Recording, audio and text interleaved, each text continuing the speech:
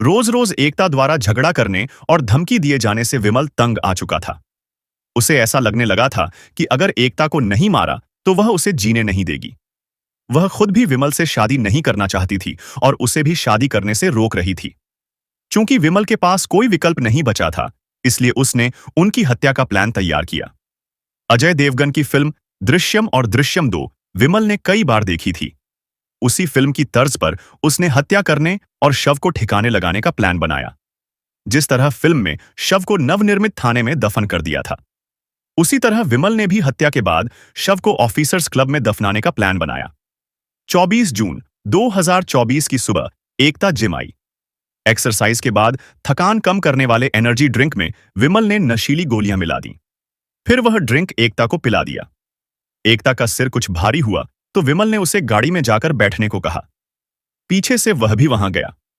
गाड़ी के शीशे पर काली फिल्म लगी होने के कारण कोई उसे देख न सका। कार में बैठते ही एकता शादी की बात को लेकर झगड़ने लगी। विमल ने उसे समझाने की कोशिश की तो वह उससे उलझ गई और जोर जोर से चिल्लाने लगी। उसकी इस हरकत पर विमल को भी गुस्सा आ गया। उसने उसे चुप कराने के लिए एक घूंसा मार दिया। घूंसा उसके गले पर लगा। वह बेहोश हो गई। इसके बाद उसने रस्सी व चुनरी से उसका गला घोंट दिया। इस दौरान उसकी चूड़ियां आदि भी टूट गईं। प्लान के मुताबिक विमल ने एकता की डेड बॉडी को गाड़ी में पीछे की सीट पर लिटा दिया। इसके बाद उसने एक फावड़े का इंतजाम किया। फिर वह ऑफिसर्स क्लब पहुंचा। गेट की चाबी उसके पास ही थी। उसने गेट खोला और कार अंदर ले जाकर खड़ी कर दी। गेट के पास पौधा लगाने को खोदे गए गड़ीढ़े को फावड़े से और गहरा किया। फिर एकता के शव को दफना दिया। ऊपर से घास फूस डाल दी ताकि किसी को शक न हो। उसके बाद वह कार लेकर बाहर आ गया। लाश को ठिकाने लगाने के बाद उसने अपना और एकता का फोन और सिम दोनों तोड़ दिए। इसके बाद वह सीधा गंगा बैराज गया। एकता का बैग गंगा में फेंक दिया। वहां उसने भी 2 बार सुसाइड करने की कोशिश की, लेकिन वह डर गया। उसने घंटाघर पहुंचकर भांजे से अपने कपड़ों का बैग मंगवाया। फिर कार को अपनी बहन के घर के पास छोड़कर जकरकटी बस अड्डा पहुंचा। फिर बस से फरार हो गया।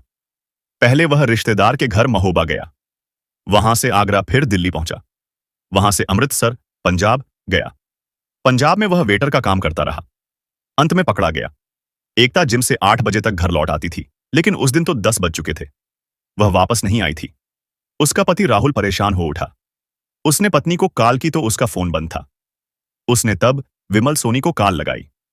फोन उसके भांजे अनिरुद्ध ने रिसीव किया। उसने राहुल को बताया कि मामा गाड़ी लेकर निकल गए हैं। वह अपना फोन जिम में ही भूल गए हैं। राहुल ने एकता के बारे में पूछा तो उसने बताया कि एकता जिम आई थी। 1 घंटे बाद वह वापस चली गई। अब राहुल का माथा ठनका। वह एकता की तलाश में जुट गया। एकता का मायका उन्नाव के आरशी नगर में था। वह सबसे पहले ससुराल पहुंचा। उसने ससुराल वालों को एकता के लापता होने की जानकारी दी। राहुल की बात सुनकर एकता के पेरेंट्स और भाई सन्न रह गए। मम्मी सुनीता व भाइयों ने कई बार एकता को कॉल की, लेकिन उसका मोबाइल फोन बंद था। उसने अपने भाई अव ससुराल वालों के साथ हर संभावित स्थान पर दोनों की तलाश शुरू की, लेकिन न तो एकता का पता चला और न ही विमल का। हताश होकर राहुल गुप्ता 24 जून 2024 की शाम थाना कोतवाली जा पहुंचा।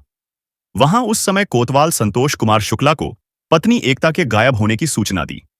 उसने शक जताया कि जिम ट्रेनर विमल सोनी ने नशीला ड्रिंक पिलाकर उसकी पत्नी का किडनैप कर लिया है। उसके बैंक खाते में 55 लाख रुपए हैं तथा लाखों रुपए की ज्वेलरी भी उसके पास है। एसएचओ संतोष कुमार शुक्ला ने एकता के किडनैप की रिपोर्ट जिम ट्रेनर विमल सोनी के खिलाफ दर्ज कर ली। उन्होंने राहुल को आश्वासन दिया कि वह एकता की खोज जल्द ही करेंगे। कोतवाल संतोष कुमार शुक्ला ने अपनी टीम के साथ जांच जिम से शुरू की। उन्होंने ग्रीन पार्क के जिम में लगे सीसीटीवी कैमरों की फुटेज को खंगाला तो पता चला कि एकता 24 जून 2024 की सुबह 5:53 पर जिम आई थी और 7 बजे जिम से बाहर जाती दिखी। विमल सोनी की i10 कार भी जिम की पार्किंग के गेट नंबर 2 से निकलती दिखाई दी। उसमें एकता थी या नहीं यह दिखाई नहीं दिया, क्योंकि कार के शीशे पर काली फिल्म छड़ी थी। जिम में विमल का भांजा अनिरुद्ध मौजूद था। पुलिस ने उसे पूछताछ के लिए हिरासत में ले लिया। पुलिस ने विमल सोनी की i10 कार की तलाश कानपुर शहर के मुख्य मार्गों पर लगे सीसीटीवी कैमरों से शुरू की। कई दर्जन सीसीटीवी कैमरों की फुटेज खंगालने के बाद पता चला कि विमल की कार ग्रीन पार्क से निकलकर कंपनी बाग, गंगा बैराज गई। फिर वापस इसी मार्ग से आई और ऑफिसर्स क्लब की ओर 2 बार गई। विमल सोनी का भांजा अनिरुद्ध, जो जिम का करता धरता था, अपनी मम्मी सोनी के साथ मिलिट्री कैंप कंपाउंड जूही में रहता था। पुलिस टीम वहां पर पहुंची तो बहन के घर से कुछ दूरी पर विमल की I-10 कार बरामद हो गई।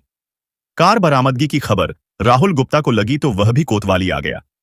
पुलिस ने कार की तलाशी ली तो कार की पीछे की सीट के नीचे से टूटी हुई चूड़ियां, चुनरी, टूटा क्लेचर, तौलिया, सिम ट्रे तथा रस्सी का टुकड़ा बरामद हुआ। बरामद सामान को पुलिस ने सुरक्षित कर लिया। सामान देखकर राहुल ने आशंका जताई कि एकता के साथ कुछ अनहोनी हुई है। वह घबरा उठा। उसके मन में तरह तरह की आशंकाएं उमड़ने घुमड़ने लगी थीं। एकता के पास एक बैग था, वह कार से बरामद नहीं हुआ था। कोतवाली में पुलिस हिरासत में बैठे अनिरुद्ध से पुलिस टीम ने पूछताछ की तो उसने बताया कि उसे एकता मैम और मामा विमल के बारे में कुछ भी पता नहीं है। विमल मामा जिम में बैग मोबाइल फोन छोड़कर चले गए थे। शाम को उन्होंने बैग मोबाइल फोन घंटा घर मंगवाया था। सामान देने वह घंटा घर गया था। पूछताछ के बाद पुलिस ने उसे थाने से जाने दिया, क्योंकि उसे गिरफ्तार करने के लिए पुलिस के पास कोई सबूत न था। अब तक की जांच में पुलिस को यह पता चल चुका था कि आरोपी जिम ट्रेनर विमल सोनी पहुंच वाला व्यक्ति है। उसकी पूर्व व वर्तमान IAS और PCS अफसरों से अच्छी जान पहचान है। एकता और विमल के मोबाइल फोन बंद होने से उनकी लोकेशन ट्रेस नहीं हो पा रही थी। शक के आधार पर पुलिस ने विमल की बहन सोनी, भाभी कल्पना तथा पापा रामसेवक के फोन नंबरों को भी सर्विलांस पर लगा रखा था, लेकिन वह परिवार के किसी भी सदस्य के संपर्क में नहीं था। पुलिस ने एकता व विमल के फोन की कॉल डिटेल्स निकलवाई तो चौंकाने वाली बात सामने आई। कॉल डिटेल्स से पता चला कि एकता व विमल सोनी के बीच पिछले 6 महीनों में लगभग 60 घंटे बात हुई, यानी 10 घंटे हर माह, जिससे यह बात साफ हुई कि एकता और विमल के बीच लगभग 20 मिनट हर रोज बात होती थी। पुलिस ने समझ लिया कि दोनों के बीच अफेयर था।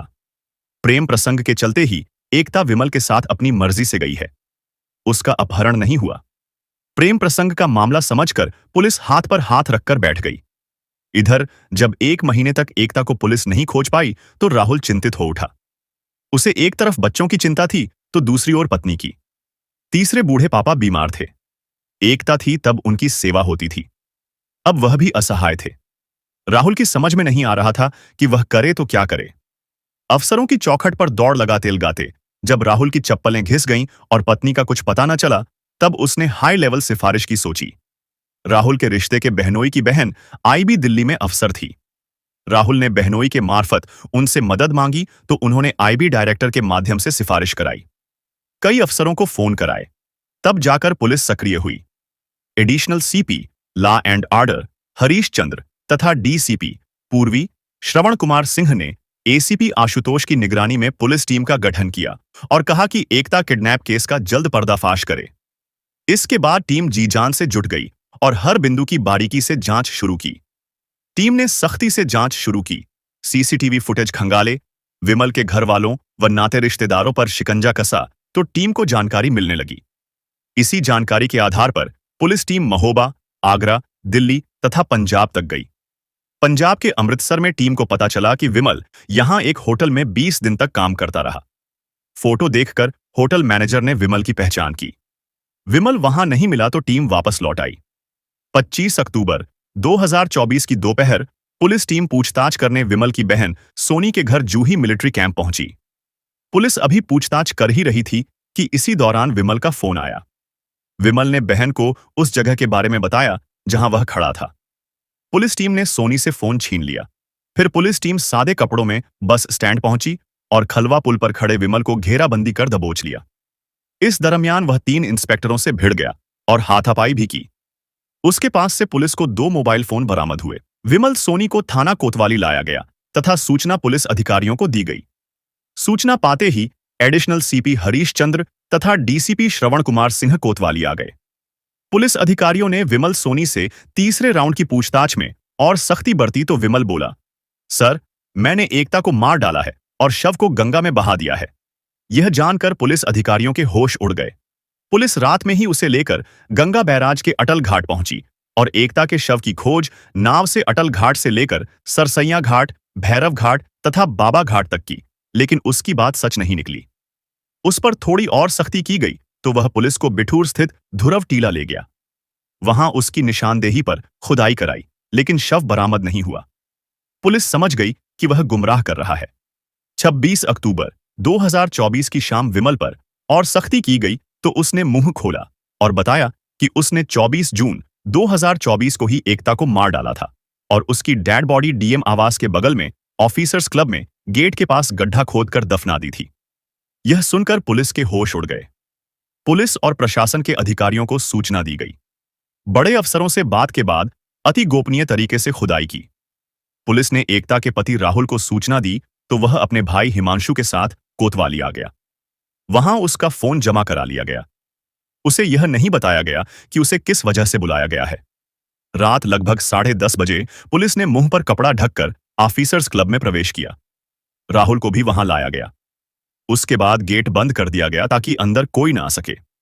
मीडिया से भी दूरी बनाई गई। 4 फीट खोदने के बाद गड्ढे से मानव सड़ांत की दुर्गंध आने लगी।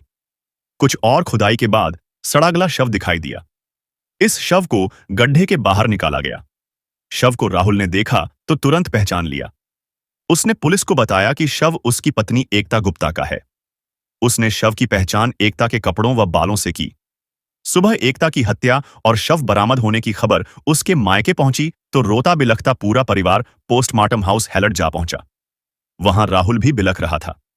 27 अक्टूबर 2024 को एडिशनल सीपी हरीश चंद्रव डीसीपी पूर्वी श्रवण कुमार सिंह ने एकता हत्याकांड के संबंध में विमल सोनी से विस्तार से पूछताछ की तथा उसका बयान लिखित व रिकॉर्ड कराया। एकता मर्डर की कहानी विमल की जुबानी इस तरह सामने आई। उत्तर प्रदेश के उन्नाव जनपद का बड़ी आबादी वाला एक कस्बा है शुक्लागंज। इसी कस्बे के आशीनगर मोहल्ले में कैलाश पैलेस के पास गणेश प्रसाद गुप्ता अपने परिवार के साथ रहते थे। उनके परिवार में पत्नी सुनीता के अलावा 2 बेटे हिमांशु, आदित्य तथा एक बेटी एकता थी।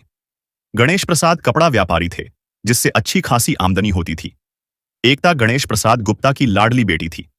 2 भाइयों के बीच वह इकलौती थी, इसलिए घर के सभी लोग उसे खूब प्यार करते थे। एकता जितनी खूबसूरत थी उतनी ही हंसमुख भी थी। एकता ने ग्रेजुएशन करने के बाद बीएड भी कर लिया था।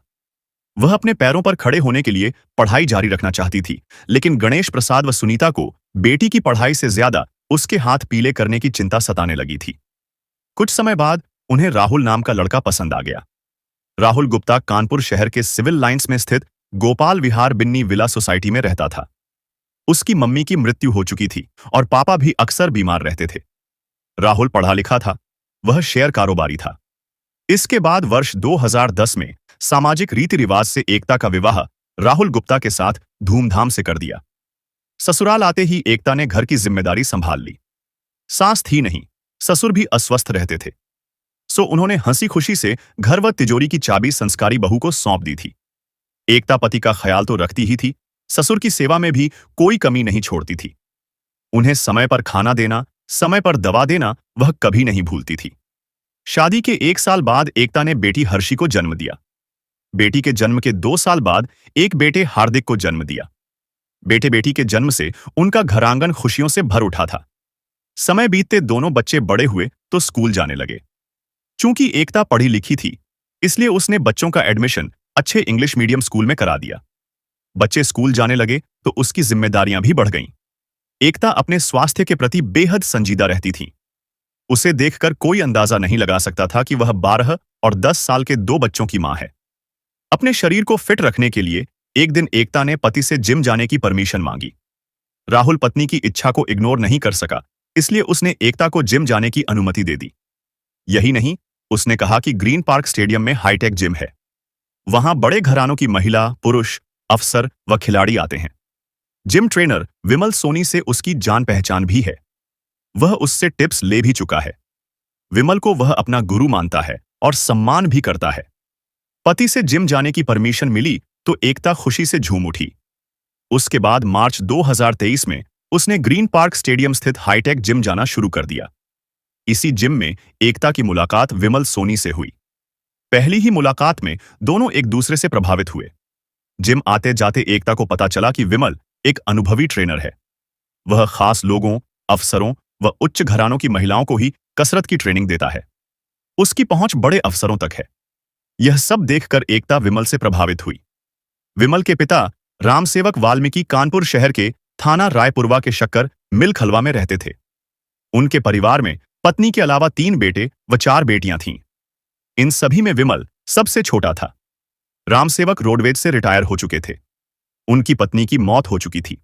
रामसेवक वाल्मीकि का सबसे छोटा बेटा विमल अपने अन्य भाइयों से ज्यादा तेज तर्रार था। वह पढ़ा लिखा तो ज्यादा नहीं था, लेकिन बातचीत में तेज था। वह अपने शरीर पर ज्यादा फोकस करता था। कसरत कर उसने अपने शरीर को फौलाद जैसा बना लिया था। इसी बलबूते उसने 2010 में कानपुर का बॉडी बिल्डर का खिताब जीता। उसके बाद यूपी का बॉडी बिल्डर का खिताब भी जीता। इसके बाद उसने मुंबई में मिस्टर इंडिया बॉडी बिल्डर प्रतियोगिता में हिस्सा लिया। वह खिताब तो नहीं जीत पाया, लेकिन 5वें नंबर पर रहा। फिर वह कानपुर लौट आया और एक होटल में वेटर की नौकरी करने लगा। इसकी जानकारी मीडिया के माध्यम से तत्कालीन डीएम को हुई, तो उन्होंने विमल को बंगले पर बुलवाया। उन्होंने अपने बंगले के बगल में बने ऑफिसर्स क्लब में उसे जिम ट्रेनर की नौकरी पर रखवा दिया। 19 फरवरी 2020 को ग्रीन पार्क स्टेडियम में हाईटेक जिम का उद्घाटन हुआ। सरकारी ग्राउंड पर बने इस जिम में ज्यादातर अफसर और उनकी पत्नियां एक्सरसाइज करने आती थीं। यहीं पर विमल सोनी की तैनाती आउटसोर्सिंग के जरिए बतौर जिम ट्रेनर कराई गई। जिम की एक चाबी विमल के पास ही रहती थी। यही नहीं, उसने वहां एक कमरा भी अलाट करा लिया था। उसका डीएम आवाज ऑफ क्लब में बेधड़क आना जाना था। वह क्लब के कमरे में ही 8 से 10 घंटे बिताता था। चूंकि उसकी आईएएस और पीसीएस अफसरों से अच्छी जान पहचान थी, अतः वह अन्य कोचों पर खूब रौब गांठता था। उसकी शिकायत करने की हिम्मत कोई भी नहीं जुटा पाता था। राहुल गुप्ता की पत्नी एकता जिम जाने लगी तो विमल सोनी ही उसे एक्सरसाइज कराता था। एकता को जिम आते जाते अभी 1 महीना ही बीता था कि दोनों के बीच नजदीकियां बढ़ने लगीं। नजदीकियां बढ़ी तो वे बाहर भी घूमने लगे। विमल के पास आई 10 कार थी। यह कार उसके फ्रेंड शोएब की थी। इसी कार से एकता और विमल सैर सपाटा करते। ग्रीन पार्क की पार्किंग में भी दोनों कार में बैठ जाते और फिर घंटों बातें करते। चूंकि कार के शीशों पर काली फिल्म छड़ी रहती, इसलिए उन्हें न कोई गौर से देख पाता और न ही उनके बीच हो रही बातों को सुन पाता। एकांत में ज्यादा रहने पर जल्द ही उनके बीच अफेयर हो गया। दोनों के बीच हर रोज मोबाइल फोन पर भी बातचीत होने लगी।